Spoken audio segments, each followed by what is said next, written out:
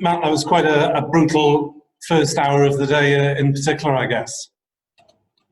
Yeah, look, so far in the game, I thought the first couple of sessions we did well, we bowled really well, and then obviously the last session last night, Somerset got on top and then followed up with, I thought, some brilliant new ball bowling today from Davey and Overton, and they just didn't give us anything at all, and we hardly played a miss, to be fair to the lads. They just nicked them straight into the buckets at second and third slip.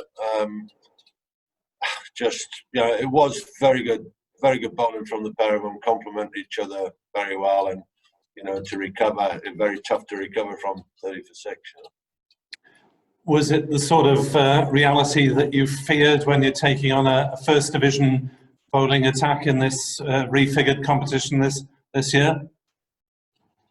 Look, I'm obviously aware of Somerset's strengths, and as an all-round team, so it's not come as a massive surprise. Craig has gone on; he's played for England since, and he showed his class there with a 5-wicket haul. They were just relentless. It's one of those, I think, that you just try and get through that new ball spell. You manage to get through, you play a miss, but you keep your game slightly, tighter maybe. One or two guys,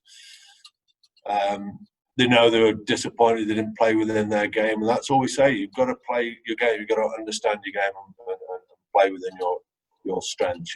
So, hats off to Somerset. That it's a thoroughly convincing performance after the first two sessions. What's the message to the troops then going into day 3? Look, it's tough from here.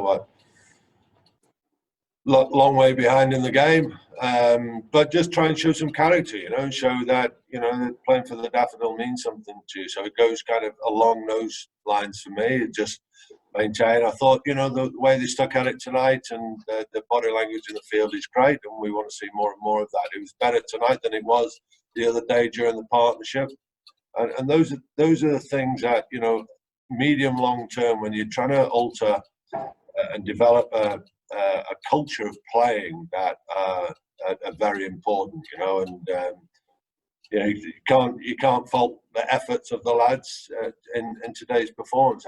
We were a bit naive, I think. Yesterday we had overs, we had time in our hand, we could have regrouped and got a plan together. But again, it's trying to introduce this thinking into the lads that don't just leave it to the captain. You've all got to think like skippers and help him out. And if that means someone calls a timeout, then you have, during a sanitizer break, you just have a little chat about, change of tactics perhaps, whatever it may be. And look, it's a learning process all the time. We're always learning about the game, and me as much as any of the lads. So, it is I guess it is a reality check. We are playing against one of Division 1's top sides, and obviously outperforming so far in the 2 days.